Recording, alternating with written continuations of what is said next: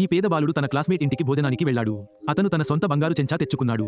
అందరూ అతన్ని చూసి నవ్వారు. ఆ బాలుడు త్వరలోనే అత్యంత ధనవంతుడు అవుతాడని ఎవరికీ తెలియదు. ఆ బంగారు చెంచాలోనే మాయాశక్తి అంతా ఉంది కాబట్టి అతను రోడ్డు పక్కన ఉన్న ఒక వృద్ధ మహిళ నుండి $20కి చెంచా కొన్నాడు. ఒక ధనిక కుటుంబంలో ఈ చెంచాతో 3 సార్లు తింటే అతను తన గుర్తింపును మార్చుకుని వారి కొడుకు కాగలడని ఆ స్త్రీ అతనికి చెప్పింది. ఆ బాలుడు హెన్రీకి దీనిపై నమ్మకం లేదు, కానీ ఇప్పటికీ చెంచా కొన్నాడు. ఈ రోజు తన ధనిక క్లాస్మేట్ డేవిడ్ ఇంట్లో పార్టీ జరిగింది. హెన్రీకి ఆహ్వానం అందలేదు, కానీ అతని విధిని మార్చడానికి అతను ఆహ్వానించబడకుండానే వచ్చాడు. అతన్ని చూసి అందరూ ఆశ్చర్యపోయారు. ఈ స్థలం పేద పిల్లల కోసం కాదు. అతని క్లాస్మేట్స్ లో ఒకరైన పాల్ స్కూల్లో తరచుగా అతన్ని ఇబ్బంది పెట్టేవాడు. నోట్ తీసుకుని హెన్రీకి అందజేసి, ఒక బిచ్చగాడు ఖాళీ చేతులతో వెళ్లకూడదు అని అన్నాడు. పాల్ ఉద్దేశపూర్వకంగా హెన్రీని అవమానిస్తున్నాడు. డేవిడ్ త్వరగా పాల్ను ఆపి, హెన్రీ ఇప్పటికే వచ్చాడు కాబట్టి అతన్ని అక్కడే ఉండి తిననివ్వండి అని అన్నాడు. సేవకుడు త్వరగా రకరకాల రుచికరమైన వంటకాలు వడ్డించాడు మరియు అందరికీ స్వచ్ఛమైన బంగారు చెంచాలు ఇవ్వబడ్డాయి.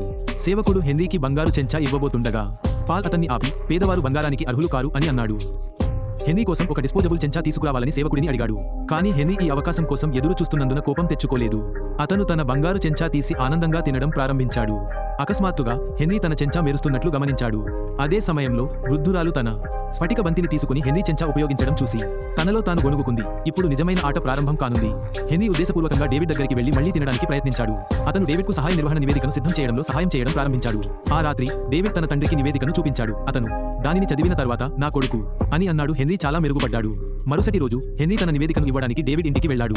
అతను ఆకలితో ఉన్నందుకు సాకు చెప్పి వారి ఇంట్లో ఇన్స్టంట్ నూడిల్స్ తినవచ్చా అని అడిగాడు. కానీ డేవిడ్ నేరుగా సేవకులను తన కోసం అనేక వంటకాలు సిద్ధం చేయమని అడిగాడు. హెన్రీ మళ్లీ తన బంగారు చెంచా తీసి తినబోయాడు. ఆ సమయంలో డేవిడ్ తండ్రి లోపలికి వచ్చాడు. హెన్రీని చూసి ఆశ్చర్యపోయి, పేదవారితో స్నేహం చేయడం సమయం వృధా అని డేవిడ్తో చెప్పాడు. తండ్రి తిట్టడం ముందు డేవిడ్ ఏమీ అనలేకపోయాడు.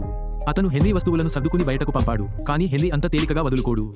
సేవకుడు మిగిలిపోయిన ఆహారాన్ని పారవేయబోతున్న వెంటనే హెన్రీ లోపలికి పరిగెత్తి ఆకలితో ఉన్న తోడేలుల ఆహారం మీద దూకాడు.